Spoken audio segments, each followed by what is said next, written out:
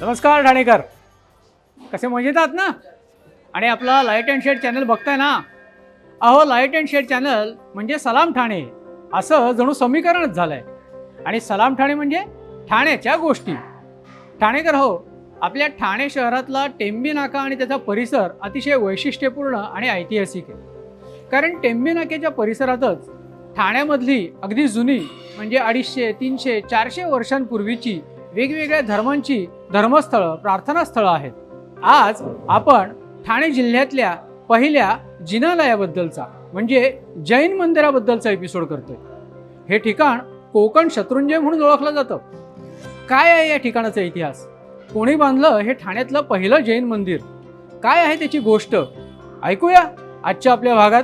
ठाणेकर हो, टेंबी नाक्यावरती जे जिनालय म्हणजे जैन मंदिर आहे त्याला कोकण शत्रुंजय असं म्हणतात. या मंदिराबद्दलची एक कथा परंपरेने चालत आलेली आहे. सुमारे 250 वर्षांपूर्वी आदेश्वर महाराज ही धार्मिक व्यक्ती ठाण्यातून प्रवास करत होते. रात्र झाली म्हणून त्याने ठाण्यातच निवास करायचं ठरवलं आणि ठाण्यात मुक्काम केला. दुसऱ्या दिवशी सकाळी पुन्हा प्रवासाला सुरुवात करायची तर त्यांची बैलगाडी काही पुढे हलेना. त्या बैलगाडीमध्ये जैन धर्मातले प्रथम तीर्थंकर आदरणीय श्री ऋषभदेवजी महाराज यांची मूर्ती होती. मग ती मूर्ती दुसऱ्या गाडीत ठेवून ती गाडी पुढे नेऊया असा विचार केला, पण ती मूर्तीही कोणाला उचलता येईना. तेव्हा तिथे जमलेल्या सगळ्या जैन भाविकांच्या लक्षात आलं की हा संकेत आहे आणि हा संकेत हेच सांगतोय की ह्या मूर्तीची प्राणप्रतिष्ठा ठाणे शहरात व्हायला पाहिजे. त्यामुळे 1848 साली ठाणे शहरातल्या जैन भाविकांनी पुढाकार घेऊन ठाणे शहरातलंच नव्हे तर ठाणे जिल्ह्यातलं पहिलं जैन मंदिर बांधलं आणि ते आपले टेंबी नाक्यावरचं जैन मंदिर.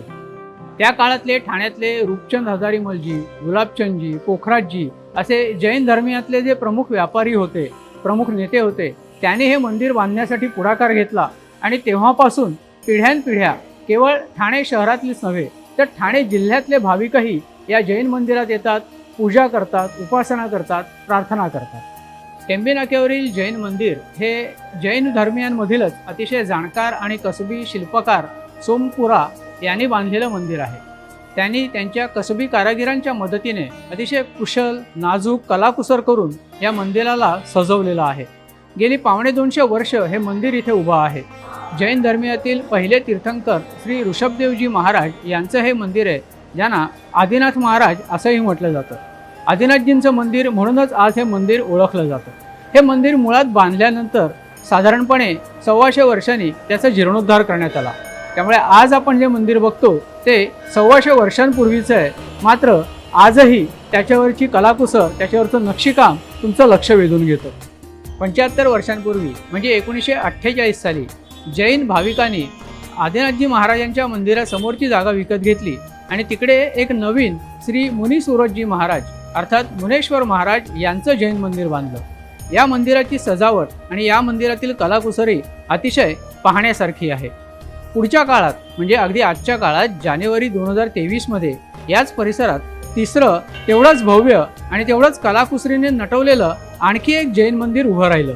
या नव्या जैन मंदिरात 23वे तीर्थंकर श्री शंखेश्वर पार्श्वनाथजी महाराज यांच्या मूर्तीची प्राणप्रतिष्ठा करण्यात आली. मोठ्या थाटामाटात आणि उत्साहात हा कार्यक्रम साजरा झाला. जानेवारी महिन्यामध्ये 11 दिवस हा उत्सव सुरू होता. ठाण्याच्या टेंबी नाक्यावरच्या या जैन मंदिरांना कोकण शत्रुंजय असं म्हटलं जातं. शत्रुंजय हे जैन धर्मियांचं भारतातलं सगळ्यात मोठं तीर्थस्थान आहे जे पलिताना येथे आहे. त्याच्या इतकीच ही जागा पवित्र आहे आणि हे कोकणातलं शत्रुंजय तीर्थस्थान आहे. या उद्देशाने ठाण्यातल्या जैन मंदिरांना कोकण शत्रुंजय असं म्हणतात. जैन धर्मियांचा सगळ्यात महत्त्वाचा सण पर्युषण पर्व ह्या ठिकाणी मोठ्या उत्साहाने आणि पारंपरिक पद्धतीने साजरा केला जातो. पर्युषण पर्व याचा अर्थ आहे आपल्यातल्या विकारांचं शमन करणं.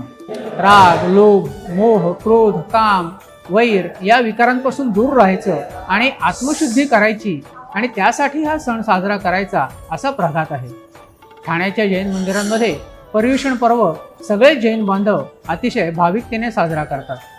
त्यासाठी जैन धर्मियांमधले जे संत, महात्मे, आचार्य असतात त्यांना सन्मानपूर्वक या मंदिरात निमंत्रण दिलं जातं. संपूर्ण चातुर्मास त्या सगळे लोक या मंदिरात निवास करतात आणि त्यांची धार्मिक प्रवचनं होतात. याचा लाभ सगळे भाविक घेत असतात.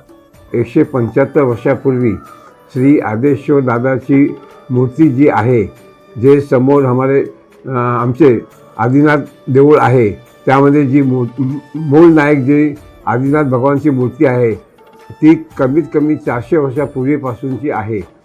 ती त्यावेळी ते स्थापन करताना आमचं कुटुंब जैन धर्माचे त्यावेळेस 25-30 घरं होती.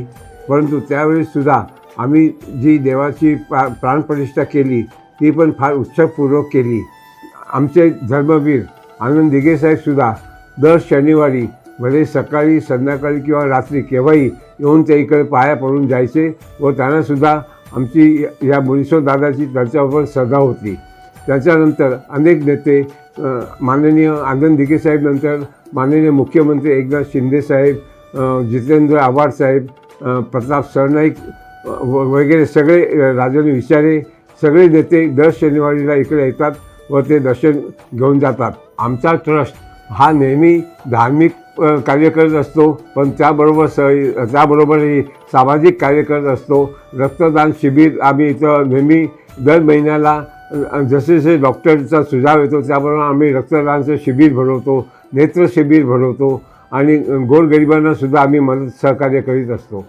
गेली 200 वर्ष हा समाज, हा धर्म ठाणे शहरामध्ये मिसळून गेलेला आहे आणि त्यांचं हे सगळ्यात महत्त्वाचं धार्मिक स्थळ ठाणे शहराच्या टेंबीनाका इथे आहे. या मंदिरावरची कलाकुसर, या मंदिराचं पावित्र्य हे सगळ्या ठाणे शहरांसाठी एक अभिमानाची गोष्ट आहे. ठाणे शहराच्या परंपरेमध्ये, ठाणे शहराच्या हेरिटेजमध्ये या कोकण शत्रुंजय जैन मंदिराचं महत्त्व काही आगळंच आहे. त्यामुळे सगळ्या ठाणेकरांनी या मंदिरांचा सन्मान केला पाहिजे. तर ठाणेकर हो, ही होती आजची आपली ठाण्याची गोष्ट. ठाण्यातल्या सर्वात प्राचीन जिनालय म्हणजे जैन मंदिराची गोष्ट. आपला लाईट अँड शेड चॅनल नियमित बघताय ना, मग आपला हा चॅनल लाईक करा, शेअर करा आणि सबस्क्राईब करा.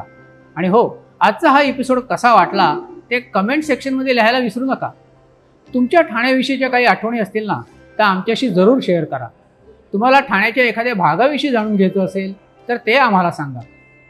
तर मग पाहत राहा लाईट अँड शेड चॅनलवरती सलाम ठाणे आणि ऐकत राहा ठाण्याच्या गोष्टी.